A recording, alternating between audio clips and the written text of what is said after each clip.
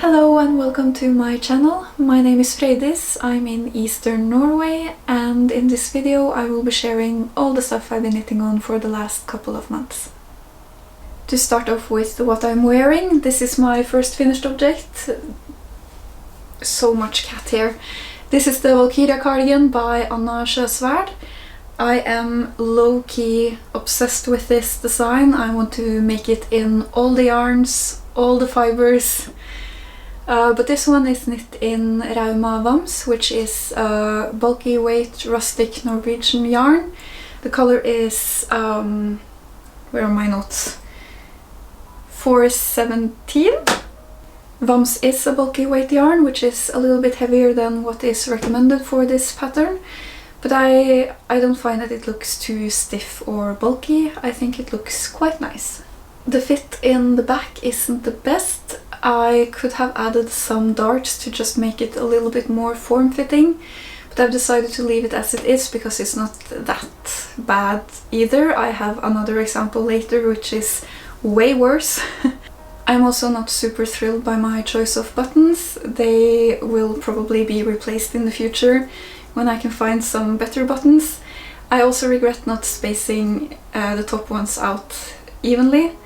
I put them close together for aesthetic reasons, but it just didn't work out. This is my second Valkyria cardigan. I previously knit one in a green yarn, which I loved, but unfortunately the fit wasn't very good for me. So I gave it to a very knit-worthy friend of mine, and I plan to make another one in the same green yarn. And like I said, I'm very much obsessed with this design and I want to make it in a bunch of different versions, and I'm thinking about making one in a worsted weight cotton for summer. I think that could be very lovely, but I also have a bunch of other yarns in queue for this very design, so I will be making many more. My next finished object is the Angrboda shawl, which is another Sjösvärd design, although this is more of a scarf than a shawl really. I knit this in Drops Alaska. This is 2 skeins, so it's not very big, but I plan to make a much bigger version of this in a different kind of yarn for summer evenings in the garden. Will this ever happen? We'll see. This is a very quick, easy, beginner-friendly pattern. It's just garter stitch and some increases, and the bind-off is Jenny's surprisingly stretchy bind-off, and I was not disappointed by this. My next finished object is this Oslo hat by PetiteKnit. This is my very first hat ever. For some weird reason I thought making hats would be very complicated. Turns out it's incredibly easy, or at least this hat was incredibly easy and very quick.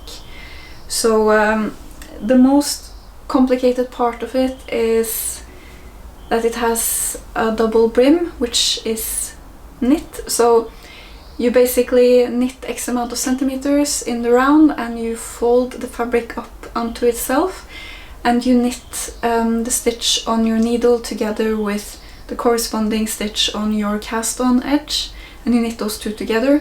It sounds so much worse than it actually is, and there's tons of videos on YouTube explaining how to do this much better than I could ever do. So because it has this double brim, when you fold it over it has 3 layers of wool, and it really protects very well against cold, icy winter winds. I am very picky about my hats, but this really does the job, and I'm so happy with it. The crown is kind of wonky, especially because I had to knit it 3 times. So the first time the hat turned out to be way too deep and it just kept falling over my eyes, which was very annoying. So I re-knit the crown. I made it 2 centimeters shorter, but that turned out to be too short, so it would just sit too high on my forehead and look weird in other ways. So I ripped it back again, re-knit it, made it 1 centimeter shorter, and I think that's as good as it's going to get.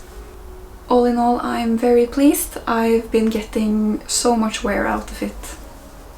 Next up is the Sophie scarf from PetiteKnit. This is made in a single skein of Drops Soft Tweed in the color Grizzly Bear, which is 75% wool and 25% viscose or cellulose. I don't particularly like this color. I mean, I don't hate it, but I don't love it either, and this is why I just had this one skein lying around, and this is why I decided to use it for this project, because I knew I would mess this up somehow, even though it's a very simple pattern. I just knew this would be like a test run. And lo and behold, I did mess it up. You're supposed to do the decreases and increases on the same side of the scarf, so on this side. But as you can tell here, I messed up which side I was on. I just got lost on which side I was on and which row I was on.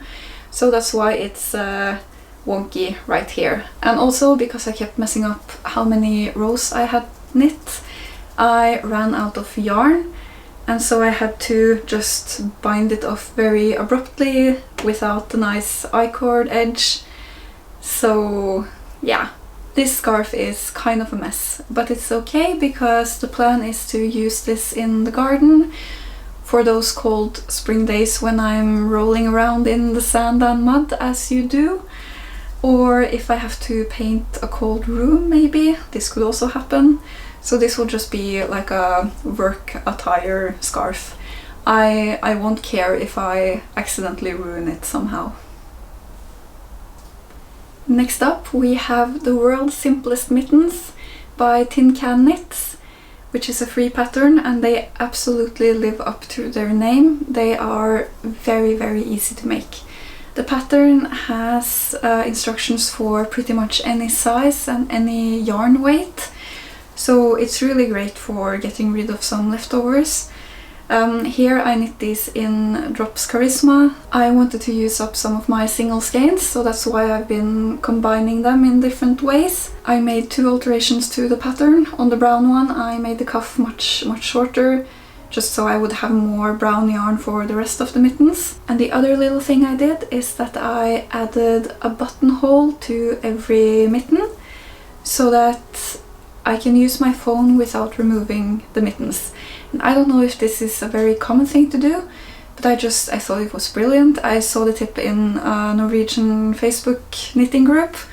I just thought it's so simple, so brilliant, I have to do it, and it works like a charm.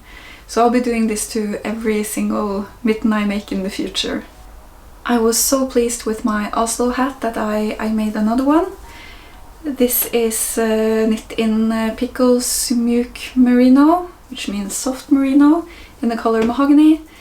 And I made, let's see, just for comparison's sake, I thought the original brim was a little bit too wide, so I made the other one a bit more narrow. I don't know which one I prefer, but that's what I did.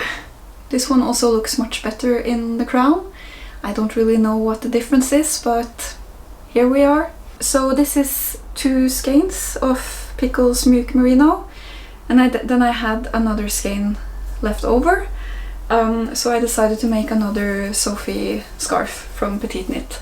And this time I had learned my lesson, so I placed, let's see, I placed stitch markers every time I did an increase or a decrease, so I didn't get lost in the pattern, and I had enough yarn to bind it off correctly with the I-cord edge, and it looks even and nice, and it's very soft. I now have a matching hat and scarf. Who is this person?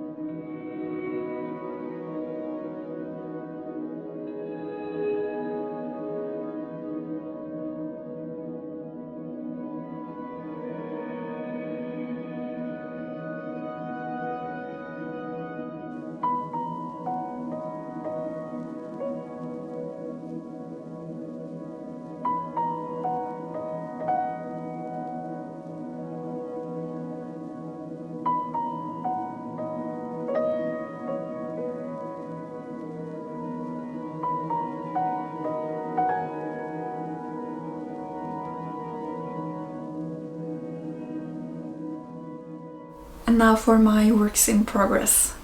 One of my knitting intentions for this year was to knit more texture, and one of the suggestions I had on my list was this. This is the Nurtured jumper by Andrea Mowry. As you can see, I haven't gotten that far, and that's because I don't feel inspired to work on it at all. In fact, I'm kind of dreading picking it up, so I never do. Knitting it feels like an uphill battle, and that's really not the feeling I'm going for in my knitting. So I've decided to abandon this project. It was worth a try. Maybe I will feel differently in the future, but right now this is not for me. This is Drops Alaska, by the way. It's the same as the Angrboda shawl. I have a lot of this yarn because I bought a large quantity for another abandoned project, but I have more ideas what I can use this yarn for, so that's not a problem. My next work in progress is the hugely popular Ranunculus sweater. This was on my knitting wish list for this year as well. It has a textured yoke, which was very easy to do, but don't look too closely at it because there's a bunch of mistakes in my texture, but let's just ignore that. I can really understand why this has become so incredibly popular. It's very easy to do, it's very quick. I mean, I feel like I say that about every project I do. But it's true for something that looks so complicated, it's very, very easy to do. The yarn is Highland wool from Hobbii in the color Heather, which is a heavy sport weight or a light DK weight. It has, I think it's 175 meters per 50 gram skeins. The intended gauge is 14 stitches, and the pattern suggests that you use anything from lace weight to worsted weight to create different kinds of fabrics and different levels of drapiness. I did tons of swatching for this project, but I just wasn't able to achieve anything close to 14 stitches with this yarn. Without knitting on needles, that would be just way too big for me. So I decided to just go for 18 stitches per 10 centimeters and knit a much bigger size. What I didn't really understand at first was that the yoke is just one size for all sizes. You don't actually start choosing your size until after you finish the yoke. This yoke is much smaller than it should be, and the neckline is the wide neckline option, even though it looks much more like the smaller neckline option. But I can get it over my head, so that's really all you can ask for, isn't it? I think it will fit, even though the yoke is so much tighter than it should be. Hi! Basically what I've been doing is I've been treating this as an experiment, just as one big swatch, and we'll just see how it goes. So far so good, I think. My next work in progress is the Sugarplum jumper by Fabel Knitwear. This is the body, it's finished, and now I'm working on the first sleeve. I'm knitting this in Pickles Cozy, which is an alpaca blow yarn. I love this yarn. There's not really much to say about this. I'm following the pattern as it's written. I'm not doing any shenanigans to it. This will be a turtleneck, kind of vintage inspired cropped sweater, which will be very soft and very nice. My next object is the Rota cardigan by Sjösvärd. This looks like a finished object, and it really pains me to say that it's not, because I have to rip back large parts of the body and by extension the button bands, because I have to redo parts of the body.